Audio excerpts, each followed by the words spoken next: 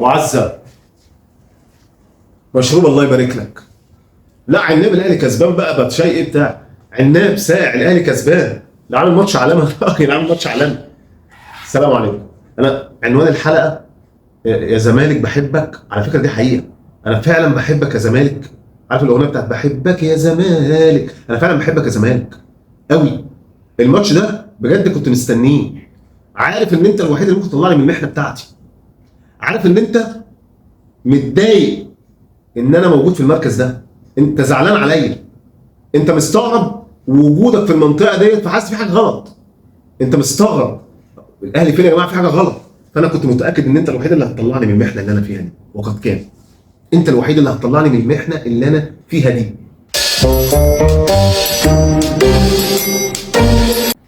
طبعا انت كزمالك الاول، انا شايف ان انت بنسبه كبيره جدا انت اهدتني المباراه.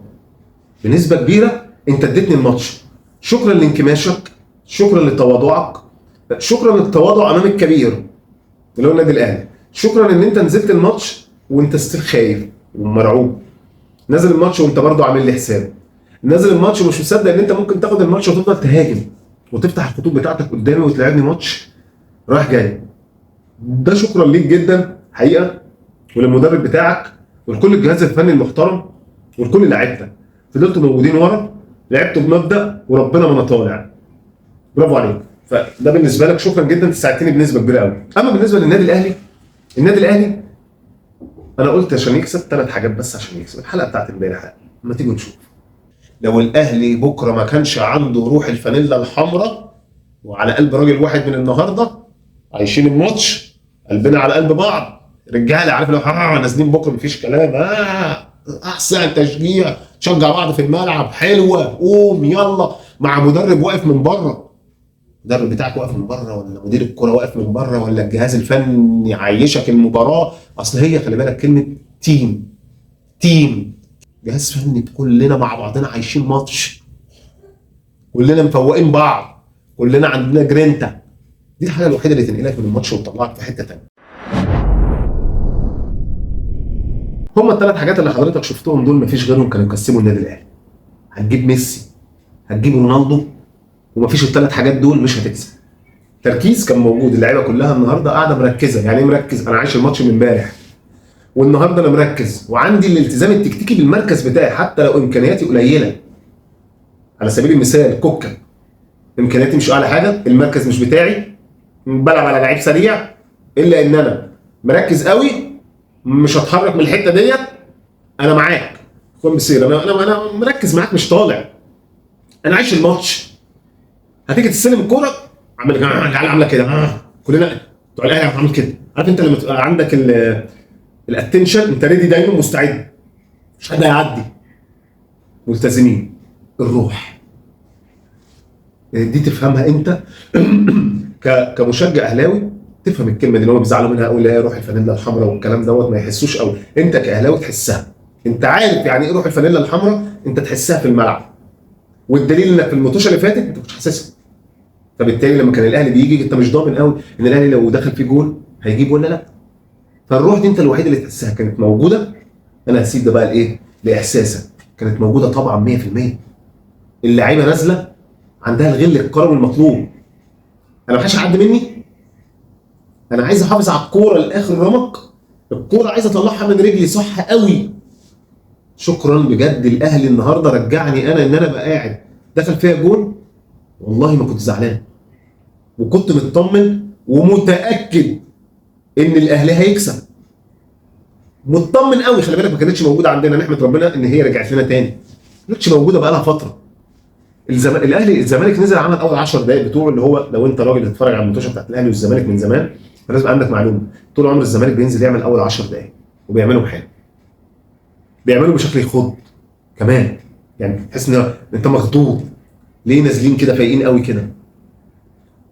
الهجمه الاولانيه اللي كانت تقريبا في الدقيقه 4 تقريبا على ما اعتقد، يعني كان تقريبا في الدقيقه 4، في الدقيقه بتاعت اخوان بزيره ديت اللي عملها لعدي الدباغ. شكرا الشناوي قوي. خلي بالك الكره اتعملت حلو من نص الملعب، لما قطع ودخل ولم واحد وعدى وحط الثرو، وعدي الدباغ عدل وقام حاططها. الشناوي التايمنج بتاعك روعه وروعه الروعه. الشناوي انت على اللقطه ديت بس اللي يمكن الوحيده اللي ظهرت فيها، انت ممكن تستاهل 8 من 10 7 من 10، عالي قوي. ليه؟ خلي بالك الكوره ديت محوريه قوي، صدقني الكوره دي ما حدش يعني ما تجيش على الشناوي قوي في الحته دي، لان الشناوي لولا الكوره دي الماتش كان ممكن ياخد شكل ثاني خالص. فشكرا محمد الشناوي. الاخطبوط هو اخطبوط لما بيكون داخل عليه، يعني في انفرادات والكره قريبه هو طويل بيفرد جسمه كله بيجيب الكره كويس. الشوط من بعيد عليه في كوارث. عمل ماتش حلو بدي، عمل ماتش حلو. هوبا تخش على اللي بعدها على طول تلاقي مفيش بعدها على طول. يمكن الدقيقه ايه؟ الدقيقه 10 الكره بتاعت ادم كاير اللي حطها ثرو باص حلوه قوي لناصر ماهر. الكره اتلعبت حلوه قوي واتلعبت بسرعه قوي، وربنا برضه بيسترها معانا قوي. ضربتين في الراس توجع. اللي عملها ار2 قام شايلها، اللي هي فرقت بين العارضه يعني ايه سنتيمترات، ربنا سترها معانا قوي. 10 دقائق الزمالك عملهم روعه جدا. في المقابل انت في ال10 دقائق دول تايه شويه، هما كانوا نازلين ضاغطينك فانت مضغوط فما بتطلعش الكره من رجلك احسن حاجه. بس مش وحش. مش وحش ليه؟ المؤشر ما كانش اللي هو ايه انا بتضغط عليا وانا خلاص مش عارف اتصرف خالص. الى حد ما انت بتحاول ان تتصرف في اضيق الظروف وانت مضغوط عليك. كنت كويس. مش كورتك مش مركز، تايه شويه اول 10 دقائق. بعد كده من الدقيقه ال 12 واول كره بتاعت طاهر محمد اللي كان هيحطها في نفسه حسام عبد المجيد، الاهلي ابتدى عارف اللي هو ايه نتنفس الصعداء مع الاهلي كلنا. ابتدينا كلنا نتنفس الصعداء مع الاهلي كلنا. ابتدى يمسك كوره ويلعب. ابتدينا نشوف كوره. نص الملعب بتاع الاهلي كان عاجبني. ليه كان عاجبني؟ لان نص الملعب بتاع الاهلي كان مضغوط شويه. يعني بما ان اساسا الزمالك ما كانش بيلعب عليك ضغط من عند الجون بتاعك، فكان مديك الاريحيه ان انت توصل لحد نص الملعب، ومن عند نص الملعب يبتدي يقابلك. فكان الضغط كله مش على الديفنس، الضغط اللي كله على الرجاله بتاعت نص الملعب بتوعك. انت كنت عشان تستلم كوره تحت ضغط خصم انت يا دوب بتستلم وانت بالضحى وما عندكش وقت انك تستلم، انت عايز تعملها على طول. عملنا الكوره ديت اكتر من مره حلوه قوي. كان نص الملعب بتاعنا حلو قوي. مروان عطيه انت كنت رائع. مروان عطيه انت كنت رائع. شفتك كتير في الماتش دايما ظاهر لزمايلك، رمانه ميزان، ما بتفكرش ما بتقلبش، كل كوره بتوزع، الكوره اللي صعبه عليك بترجع. مروان عطيه انت عملت ماتش حلو قوي قوي قوي بمنتهى الامانه، كنت رائع. عملنا في الدقيقه 17 كمان هجمه حلوه قوي اللي هي الهجمه المرتده بتاعت محمد شريف ديت اللي بين رمضان شاطها وطلعت بره. عايز اقول لك ان عملنا هجمات كتير قوي. تريزيجيه خلي بالك المكسب بيلم الدنيا، مكسب الفرقه يلم الدنيا ويداري على الاخطاء. خساره او تعادل كنت هتلاقينا بنقول كلام كتير قوي على لعيبه كتير قوي، من ضمنهم تريزيجيه كنت حلو، كنت قوي، كنت حماسي، تلعب بجرينتا. انت اديتني احساس ان احنا هنكسب ولازم نكسب. باين عليك الحميه بتاعتك ووشك وعايش الماتش ومركز. انت طمنتني وباقي الرجاله، بس انت خصوصا بتمسك الكره زياده عن اللزوم قوي. في بعض الاحيان بتعدي اولا دايما عينك لتحت، طبعا دي مشكله كبيره جدا. ودايما عايز تقعد تعمل كده كده كده كده في وقت فيه ممكن العب لزمايلي وناس كتير فاتحين لي الكوره. يعني معاك ناس كتير ومع ذلك زي ما بقول لك المكسب بيغطي. انت مسكت كوره كتير في رجلك، لكن اللي عملته في الماتش من روح يغطي كتير قوي مسكك للكوره لحد الدقيقه 24 وبنرفع اوفرات كتير جدا. حسام عبد المجيد برافو عليك، لعبت ماتش حلو قوي حسام عبد المجيد بمنتهى الامانه. حسام عبد المجيد لولا ان حسين الشحات نزل الابا يعني قلب الماتش كنت خدت رجل المباراه. نمره واحد على الجول اللي انت جبته، نمره اثنين على كميه الكور اللي انت بتطلعها. حسام عبد المجيد مطلع كميه كور يا جماعه ناطحات سحاب، مفيش كوره لما بيطلعها. انا عايز اقول لك احنا رافعين كميه كور غير طبيعيه، كل 5 6 كور هو بيطلع الكور كلها. لولا حسام عبد المجيد مع الزمالك النهارده برضه النتيجه كانت اتغيرت حتى قبل ما نجيب الجونين، لحد ما بتيجي اللقطه المضيئه الجميله في الدقيقه 26 بتاعت الزمالك اللي هي ضربه الجزاء. انا مش عايز اطلع عن ضربه الجزاء قوي لان انا الحقيقه حتى الاعداد ما بينتش قوي، واعداد بسرعه ما وقفوش عليها في جميع الاحوال. جت في ايده وما جاتش. الكره الاولانيه ضربوا في رجله اللي هي مرفوعه، ما ضربوش في رجله. حتى لما الجون جه انا ما كنتش زعلان، والاول مره من فتره ابقى متاكد ان الاهلي هيجيب الضغط زاد على الاهلي اكتر. يعني انا نازل مضغوط والجماهير ضغطاني اصلا كنادي اهلي من العروض اللي بقدمها، وكمان بيجي فيا جون فالضغط بيزيد قوي. الاهلي ترجم الضغط اللي عليه لطاقه ايجابيه في الماتش. عمل ماتش، انا من وجهه نظري عمل ماتش والله زي ما انا امبارح توقعت ان الاهلي لو لعب بالثلاث حاجات اللي قلتهم لحضرتك دول الثلاثه هم يعملوا اداء. يعني الثلاثه دول يعملوا لك اداء، يصنعوا لك اداء، يعملوا لك كره حلوه، يعملوا لك باص، يعملوا لك كره حلوه. وده اللي حصل. تيجي ضربه الجزاء يحطها عصام عبد المجيد. وعايز اقول بس الشناوي، انا راجل قاعد هنا وبتفرج على الماتش والله عارف ان عصام عبد المجيد هيحط الكوره في السقف العالي، لان اساسا المدافعين معظم المدافعين مش شويطه ومش ركينه، طفيشه بيطفش على طول، فطبيعي جدا كان يحطها في العالي. ولكن في الاول في الاخر ضربه الجزاء هو الراجل فعلا راح حطها في سقف الجول، كنت عارف انه هيروح يشيلها يحطها في سقف الجول. فضلنا ضاغطين وماشيين الماتش. عارف عايز يعني بيجي فينا جون ولكن الماتش مستمر، هو وان سايد جيم. الزمالك بيجي جون يرجع ينكمش والاهلي مكمل زي ما هو بالظبط. هجمه بقى خد عندك بقى هجمه بتاعت محمد شريف، هجمه تريزيجيه في محمد كره تريزيجيه معدي بيها وداخل، فضل يعمل كده كده كده كده كده. محمد شريف واقف تقريبا قدام الجون، حتى هو بص له وهو زعلان.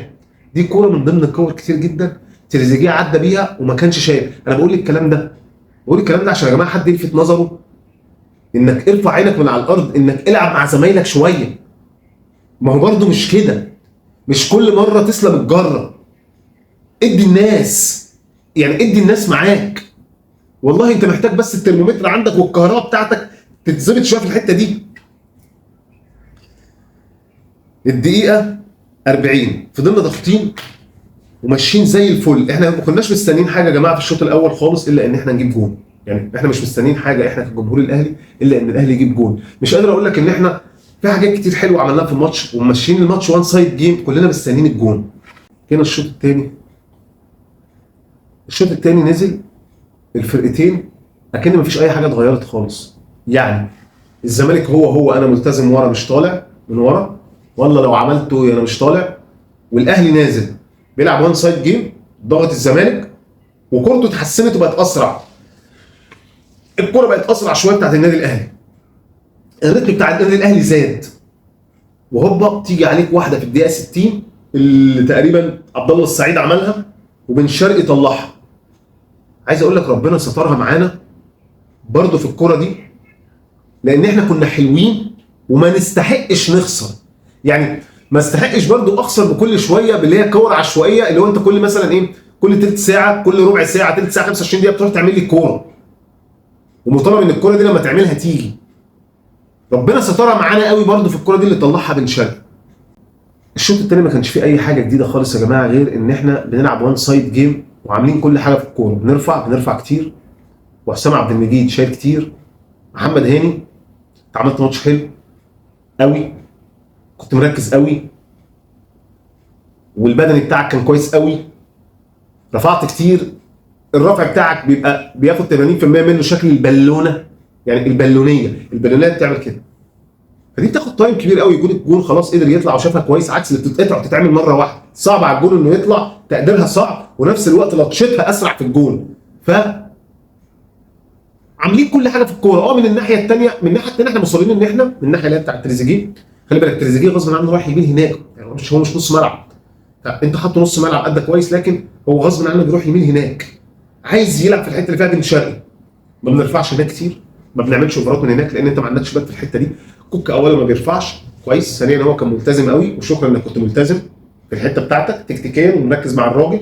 ما بتطلعش، عايزين نخش من العمق. كور كتير بتبقى قاعد عارف اللي هو سهل قوي تيجي، سهل قوي لو ركزنا، ولكن في نفس الوقت انت بتلعب مع فرقه بتلعب 11 واحد ورا.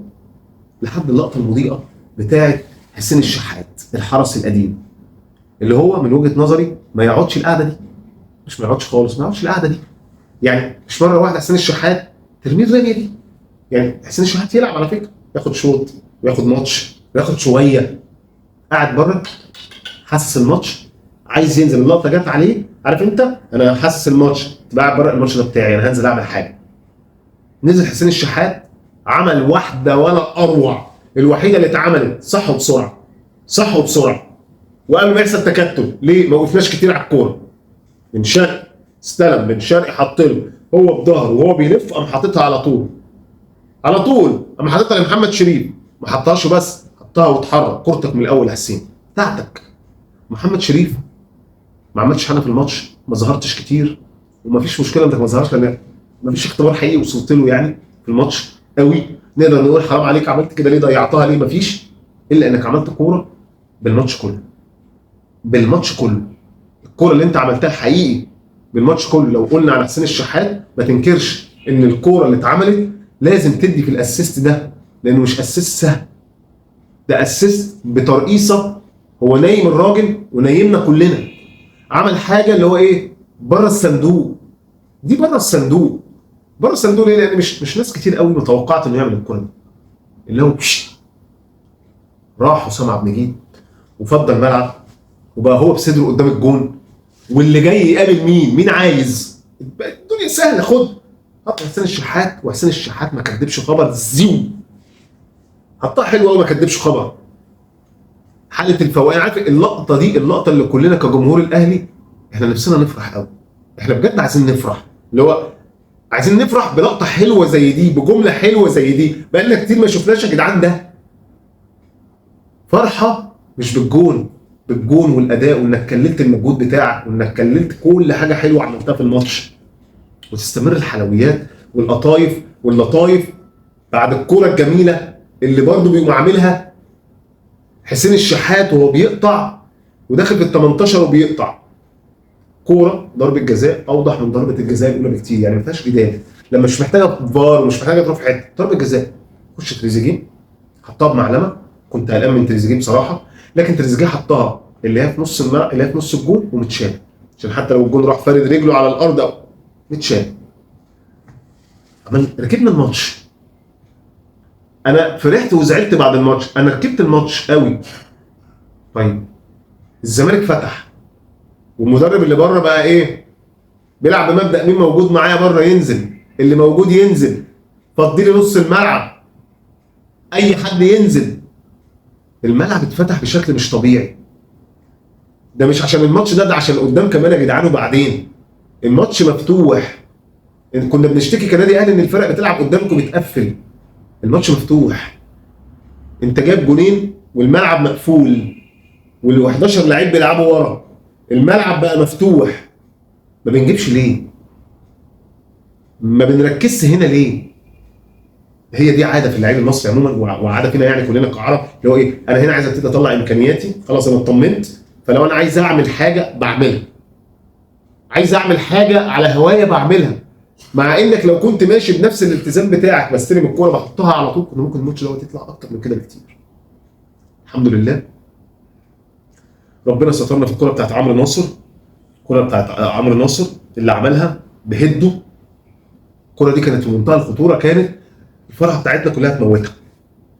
الفرحه بتاعتنا كلها كانت راحت. الكوره اللي اتعملت عرضيه وطلع حطها بدماغه في العرض، بس الكوره بتدي اللي بيديها واحنا اديناها.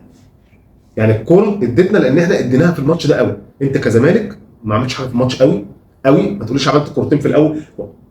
انا واخد الماتش كله، الجيم كله بتاعي، الجيم كله بتاعي. استحقيت ان انا اكسب عن جداره. خط الدفاع بتاعنا كله بياخد 5 لان في كور كانت ممكن تيجي فينا جوان. خط النص جيد جدا. خط الهجوم جيد جدا وحلو، بس في احسن من كده بكتير. في المجمل عملنا ماتش كلنا حلو. الروح رجعت للنادي الاهلي، كلنا نكمل على الاداء ده. مشكلتنا ما كانتش مشكله نجوم كتير، مشكلتنا كانت مشكله روح غايبه عن الفريق. السلام عليكم.